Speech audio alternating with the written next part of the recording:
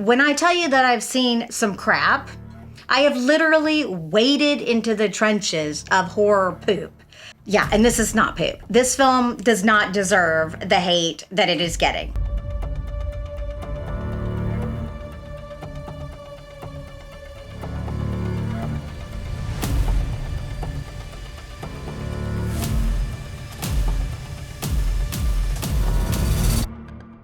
I'm reviewing Imaginary, directed by Jeff Wadlow, starring DeWanda Wise, Tom Payne, and Tegan Burns.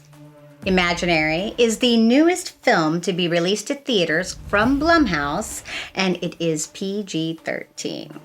This review will be spoiler-free. I will delve into the film and talk about some of the things, but I won't give anything away that will ruin the film in its entirety. Imaginary is about a woman who moves into her old childhood home after her father is put in an assisted living facility. She moves in with her husband and her 2 stepdaughters.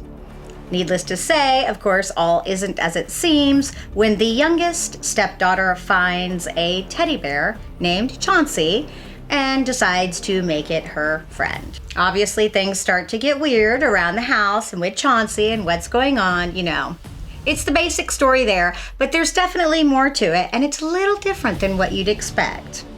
I've talked about this film with other people, and I have seen reviews, and this film has gotten a ton of hate. Ton of hate. So much hate that I did not want to go see it. I did not want to see this film. I was like, this was what I planned for this week for my content, so I did go to see it, and I am so glad I did. If I'm being honest, I don't mind ripping a new asshole into a film, but I don't love it. And quite frankly, I don't like wasting my time watching a turd. Going in, I had very low expectations. Did that affect my impression of this film? It's highly likely it did. However, I will just tell you, as I started watching it, I was very surprised at how much I was enjoying it. And when I say I was enjoying it, I really liked the film. Yep, I liked it. Do I think that it has issues? Oh, absolutely. Without a doubt, this film is not without fault. I should start off with the good. And the good is I really enjoyed the cinematography. The film was shot, for the most part, very dark, and it's done very well. I can still see everything. Everything was very clear. It was very good. One of the things that I really appreciate with this film is when you have a film of this type, where a child finds a doll or a bear or whatever toy it is that they just become attached to, it typically becomes more of a possession film where the child themselves starts to change because of this object. That is not the case with this film, and I give them major kudos and major props for that, because I feel like that was a very clever and smart choice. I loved that the little girl wasn't tainted, per se, from the entity or the object. I feel like the film is cleverly written, especially at certain points throughout. There is a tea party scene in the film that kind of blew my mind. I thought it was so well done and tied in with the story perfectly. There's also another thing that we discover with the child psychiatrist or psychologist that actually did come as quite a shock to me.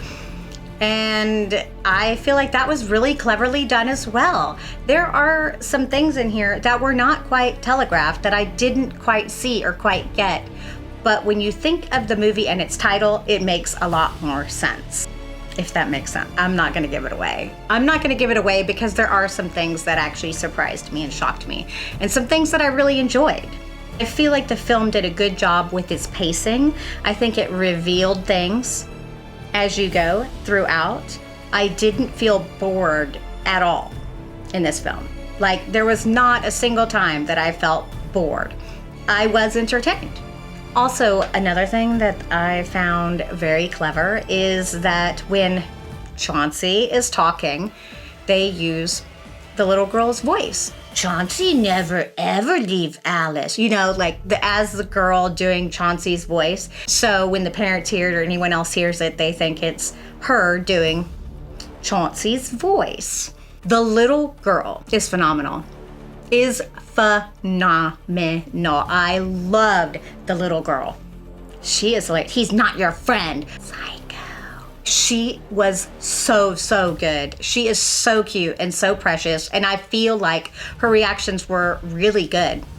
You know, they say not to work with children or animals, and they did both in this film. And I think they did both really well, actually. The girl actually sold the movie for me, if I'm being completely honest. She sold this film. Her acting was phenomenal. There were points I was like, yes, girl, yes. I love to see a young person with such talent. It's such a beautiful thing to watch. The first 2/3 of the film, I completely enjoyed and loved and had such a great time with. Other than a super annoying, obnoxious teenager who is unfortunately the worst actor in the film, I loved the first 2/3 of the film. But maybe it was perhaps because I was watching this film going, what does everyone hate about this so much? What is where's the hate coming from? Then you get to the last third of the film. I don't think that this was bad enough still to deserve all of the hate that it's getting, but the last third of the film is where they take a dirty turn. It gets a little dirty, gets a little muddy, gets a little messy. So you have an old lady who is a neighbor, and she's great at first. You can tell she's kind of creepy, and she kind of comes into the film, goes out, you know, comes back in, goes out, and then she comes back in again. And I think if she had come in and vomited the exposition that she did and left, that would have been great. But instead, they kept her through the last third of the film. And boy, she literally vomited exposition the entire time. And I was so bothered by this. I hate vomiting exposition. I feel like that is treating your audience as if we are stupid, and that is a big turnoff to me. I was confused as to why they thought that we wouldn't understand what was happening. It wasn't incredibly difficult to understand, and I would say it's only she that does that as her character, but no. The stepmother, Jessica, does the same thing when she discovers something about her father. And I don't really understand why they felt the need to explain it, because we saw exactly what she saw. And we can make our own assumptions as to why he did what he did. We didn't need her to explain it to us. I think it was very obvious and very evident. And I think being a PG-13 film, anyone over the age of 13 will also understand what happened there. The film's biggest sin is assuming the viewers are stupid and can't figure things out. So it vomits exposition all over the place so that they can explain the film to us. When, truthfully, the filmmaker actually did a good enough job showing what was happening that we didn't need all of that exposition. Honestly, show, don't tell. Like the lore they could have kept and just left it. Then done. You're done. Then you go and you finish out your film. Also, toward the end, there were a lot of gimmicky, cliche choices with the scares. Up to this point, the scares were great. Like, honestly, I think that they used a couple little clever things here and there. It's a PG-13 film. And, they did what they could with that. But when they get into the last third, it's really gimmicky. When the photo frame, the faces change. Why would they bother taking the time to do that? Because it was laughable instead of effective. And that's unfortunate. Also, they have some practical effects at the end that are very buggy and not great. I get it. Of course, we all love practical effects, but We love practical effects when they're good, not just to have practical effects. If they're not in your budget, then do something else. It's great. It's fine. We all get that budget matters. The bear was cute and practical, and that was fine. And the way the bear was utilized was great. They didn't need to go as far as they did. I feel like they were trying to do something unique. I don't want to give it away, but I'm also like, look, contacts can go a long way. Sometimes less is more. Show, don't tell, and less is more. Those are two really, really good and important lessons in the filmmaking industry. The acting also was weak, very weak at points. As I pointed out, unfortunately, the teenager, not great. I was taken out of the film by her. The teenager was not written well.